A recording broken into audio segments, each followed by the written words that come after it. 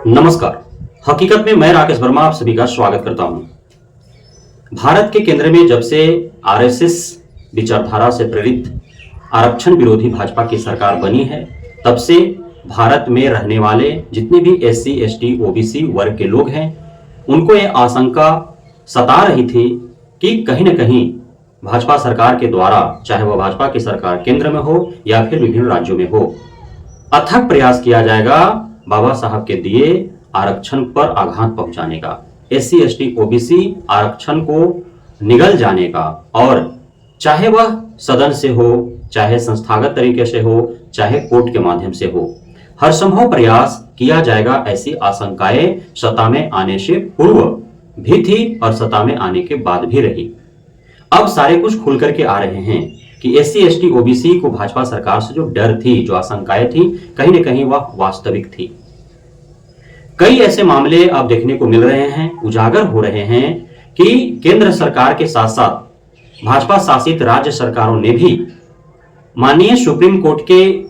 1 अगस्त 2024 के SC, ST कोटे में कोटा को लेकर के आरक्षण के पूर्व से ही आरक्षण पर आघात पहुंचाते रही है, आरक्षण को खत्म करने का नाना प्रकार के प्रावधान अपनाते रही है। केंद्र सरकार के द्वारा मंत्रालय में ज्वाइंट सेक्रेटरी को लेकर के, उप सचिव को लेकर के, मुख्य सचिव को लेकर के लेटरल एंट्री के माध्यम से वैकेंसी निकाली जा रही है, जिसमें आईएएस होना कोई अनिवार्यता नहीं है। हालांकि कार्य अनुभव उसमें प्रमुखता से मांगी जा रही है, लेकिन यह जो लेटरल एंट्री की व्यवस्था है, कहीं न कहीं यह आरक्षण को खत्म करने हेतु प्रावधान केंद्र सरकार के द्वारा बनाया गया है। आप सभी को जानकर के हैरानी होगी कि केंद्रीय मंत्रालय में सचिव के पद पर, चाहे वह संयुक्त सचिव हो या उप सचिव हो या अन्य जो भी पद मंत्रालय में होते हैं, उन पर बहाली हेतु 2005 से ही प्रस्ताव लाए जा रहे हैं। 2005 जिस समय यूपीए 1 की सरकार अर्थात डॉक्टर मनमोहन सिंह की सरकार थी, उस समय भी लेटरल एंट्री के द्वारा इस प्रकार के भर्ती लाने हेतु प्रस्ताव लाए गए थे, लेकिन मनमोहन सरकार ने उसे खारिज कर दिया था। पुनः यूपीए 2 के समय 2010 में पुनः एक बार लेटरल एंट्री के द्वारा भर्तियां लाने हेतु प्रस्ताव लाए गए, मनमोहन सरकार ने उसे भी खारिज कर दिया। लेकिन जे ही 2014 में भाजपा की सरकार बनती है, चूंकि भाजपा आरएसएस का ही एक विंग है और आरएसएस के विचारधारा क्या है आप सभी उससे अवगत हैं। तो आरएसएस विचारधारा से ओतप्रोत भाजपा की जब बहुमत में सरकार केंद्र में बनी, तो पुनः लेटरल एंट्री के माध्यम से केंद्रीय मंत्रालयों में भर्ती हेतु प्रस्ताव लाए गए। मोदी सरकार ने उसे सहस्र स्वीकार कर लिया और उसके बाद प्रारंभ हो जाती है लेटरल एंट्री के माध्यम से केंद्रीय मंत्रालयों में अलग अलग सचिव के पद पर भर्तियां, और होती भी हैं। इसमें आरक्षण का कोई प्रावधान नहीं होता है। तो सीधी सी है कि केंद्रीय मंत्रालयों में सचिवों के पद पर बहाली हेतु जो भर्तियां निकाले जाएंगे, उसमें आरक्षण का कोई प्रावधान नहीं है, कोई प्रतियोगी परीक्षा उसमें नहीं होंगे और बिना प्रतियोगी परीक्षा के ही सिर्फ रेफरेंस पर वहां पहुंच जाएंगे, और ऐसा हो भी रहा है, जो कहीं ना कहीं एससी, एसटी, ओबीसी के लिए बहुत बड़ा घातक है। उसके उपरांत यूपी का जो मामला अभी आया है 69,000 शिक्षक भर्ती को लेकर के, 69,000 शिक्षक भर्ती को लेकर के दिसंबर 2018 में विज्ञापन जारी होता है। जनवरी 2019 में प्रतियोगी परीक्षा आयोजित की जाती है। मई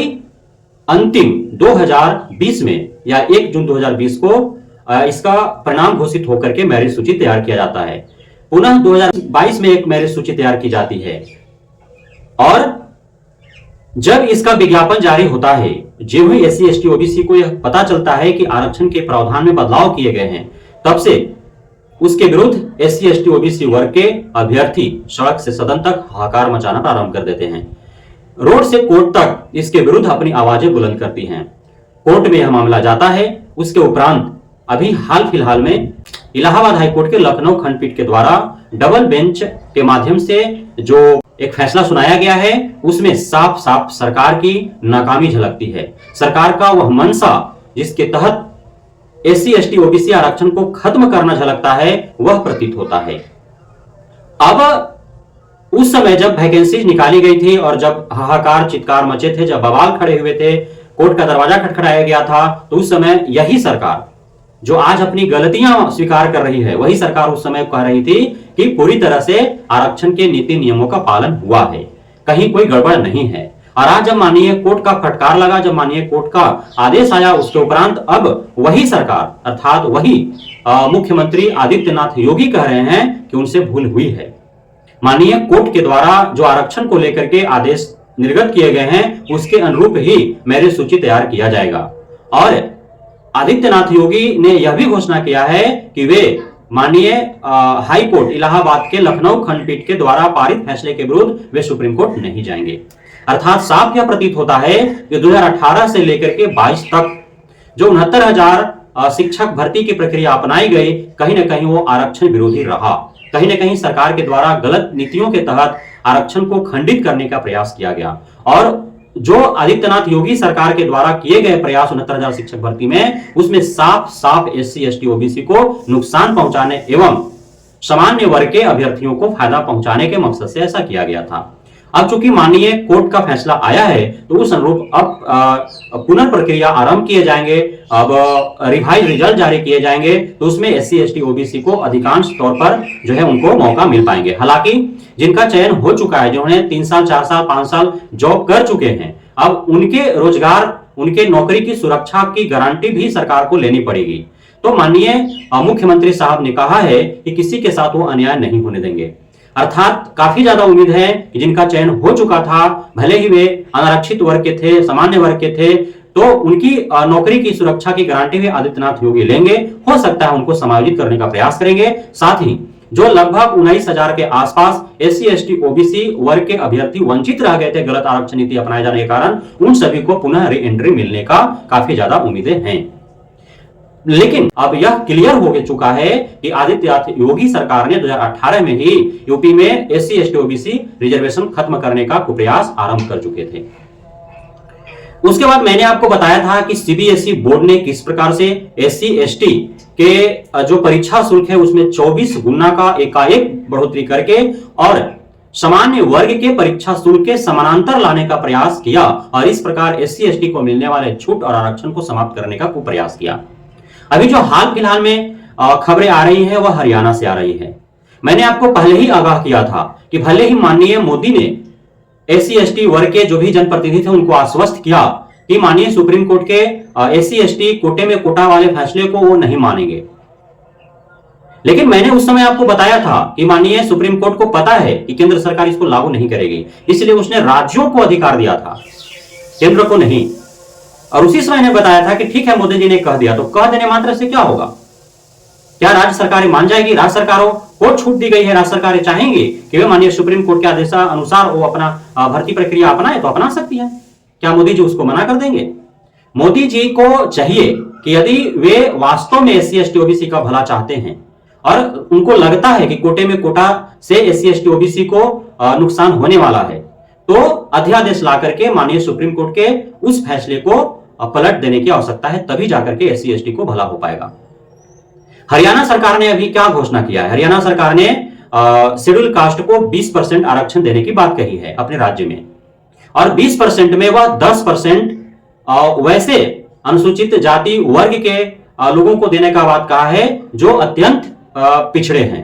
अर्थात वही क्रीमी लेयर वाला बात हो गया, वही कोटे में कोटा वाला बात हो गया कि 20% देंगे, 20% में 10% बिल्कुल ही जो पिछड़े हैं उनको देंगे, तो यह भी तो कोटे में कोटे वाली बात हो गई। तो इससे कहीं ना कहीं हरियाणा के अंदर जो भर्तियां होंगी उसमें कोटे में कोटा का जो प्रावधान किया जा रहा है उससे एससी एसटी वर्ग के अभ्यर्थियों को नुकसान होने वाला है। क्योंकि 10% जो दिया जाएगा अत्यंत पिछड़े एससी या एसटी वर्ग के लोगों को, उनके पास भी योग्यता होनी चाहिए, जो भी हरियाणा में भर्ती निकलेगा उसमें सम्मिलित होने हेतु। ऐसा भी हो सकता है कि 10% जो अत्यंत पिछड़े एससी एसटी वर्ग के जातियों को दिया गया है, अब उनके पास उतने सीट हेतु क्वालिफिकेशन ही नहीं हो और वे सीट बैकलॉग में चला जाए और फिर वो कन्वर्ट होकर के कहां चला जाए, तो यूआर कैटेगरी में चला जाए अगले भर्ती में और यूआर अभ्यर्थियों के द्वारा उसे भरा जाए। तो यह होने वाला है। इन तमाम प्रकार के जो प्रयास किए जा रहे हैं, चाहे वो केंद्र की सरकार हो, चाहे अन्य भाजपा शासित सरकार हो, यूपी या हरियाणा जैसे, इसके विरुद्ध में 21 अगस्त 2024 को पूरे भारत बंद का ऐलान किया गया है। राष्ट्रपति को ज्ञापन सौंपा जाएगा और जो भी एससी एसटी ओबीसी आरक्षण को लेकर के प्रयास किए जा रहे हैं, चाहे वो सदन से या संस्थागत, उससे अवगत कराए जाएंगे राष्ट्रपति को, एवं बेहद ही शांतिपूर्ण तरीके से अपनी बातों को रखने का एससी एसटी वर्ग के लोग प्रयास करेंगे। बहन मायावती जी का भी स्वीकृति प्रदान हो चुकी है, उनका भी सहयोग 21 अगस्त 2024 को मिलने वाला है। लेकिन अब तक जो संविधान की कॉपी लेकर के और संबोधन कर रहे थे सभाओं का लोकसभा चुनाव के समय, उनका अभी तक स्टैंड क्लियर नहीं हो पाया है। न तो कांग्रेस ने भी स्टैंड क्लियर किया है, न ही सपा ने ही किया है, न ही आरजेडी ने किया है, न ही ममता बनर्जी ने किया है, न ही स्टैलिन ने किया है, न ही अन्य जो जहां पे विपक्षी दल या फिर इंडिया गठबंधन का सरकार है राज्यों में, कहीं से भी कोई औपचारिक तौर पर अभी ऐलान नहीं हुआ है कि एससी एसटी रिजर्वेशन को लेकर के जो आघात पहुंचाए जा रहे हैं इस प्रकार से बारंबार, चाहे वो सीबीएसई बोर्ड के द्वारा किया गया हो, चाहे यूपीएससी में किया जा रहा हो, लेटर एंट्री के द्वारा केंद्र सरकार में किया जा रहा हो, चाहे यूपी में 69,000 शिक्षक भर्ती को लेकर के किया गया हो, चाहे हरियाणा में कोटा को लेकर के जो अभी हाल में वहां के मुख्यमंत्री सैनी साहब का जो घोषणा है उससे किया जा रहा हो, चाहे अन्य राज्यों में प्लानिंग किया जा रहा हो। तो जब तक पूरे इंडी गठबंधन एक साथ आकर के एक बैनर तले एससी एसटी आरक्षण पर पहुंचाए जा रहे आघात के विरुद्ध हल्ला बोल नहीं करेंगे, तब तक शायद 21 अगस्त 2024 का यह जो आंदोलन होने वाला है वह सफल नहीं होते प्रतीत हो रहा है। और एससी एसटी वर्ग के जो लोग हैं उनका कहीं ना कहीं कांग्रेस से, सपा से, आरजेडी से, तृणमूल कांग्रेस से, स्टालिन के पार्टी से एवं अन्य जो विपक्षी दलों के पार्टियां हैं, चाहे वो कम्युनिस्ट पार्टी ही क्यों ना हो, चूंकि वे मुखरता से एससी एसटी रिजर्वेशन पर जो आघात पहुंचाए जा रहे हैं उसके विरुद्ध में वो बोल नहीं पा रहे हैं, स्टैंड क्लियर नहीं कर पा रहे हैं। जबकि बहन मायावती जी के पार्टी का एक भी सदस्य नहीं है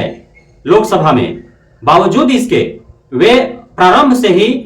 जब से माननीय सुप्रीम कोर्ट के द्वारा एससी एसटी कोटे को लेकर के फैसला आया है, तब से वे बारंबार प्रहार कर रहे हैं केंद्र सरकार के ऊपर, इसे असंवैधानिक करार कर रहे हैं, इसे एससी एसटी विरोधी करार कर रहे हैं। और अब उन्होंने घोषणा कर दिया है कि 21 अगस्त 2024 को होने वाले आंदोलन में वे पूरे पार्टी कार्यकर्ताओं के साथ मुखरता से साथ निभाएंगे। लेकिन अपने कार्यकर्ताओं से 21 अगस्त 2024 को जो भारत बंद का ऐलान किया गया है, जो आंदोलन का ऐलान किया गया है, उसमें शामिल होने वाले सभी कार्यकर्ताओं से उन्होंने अनुरोध किया है कि बेहद ही शांतिपूर्ण तरीके से इस आंदोलन को करेंगे, राष्ट्रपति को ज्ञापन सौंपेंगे, अपनी बातों को रखेंगे और हर संभव प्रयास रहेगा केंद्र सरकार पर दबाव बनाने के लिए कि माननीय सुप्रीम कोर्ट के द्वारा कोटा का जो फैसला सुनाया गया है, अध्यादेश ला करके उसको पलटा जाए, एवं अन्य राज्यों में जो राज्य सरकारों के द्वारा एवं केंद्र सरकार में जो लेटर एंट्री के द्वारा सीबीएसई बोर्ड के द्वारा जो परीक्षा शुल्क में एकाएक 24 गुना बढ़ा करके इस प्रकार से जो एससी एसटी रिजर्वेशन पर उनको दिए जाने वाले छूट पर जो आघात पहुंचाए जा रहे हैं, उस पर नकेल कसा जा सके,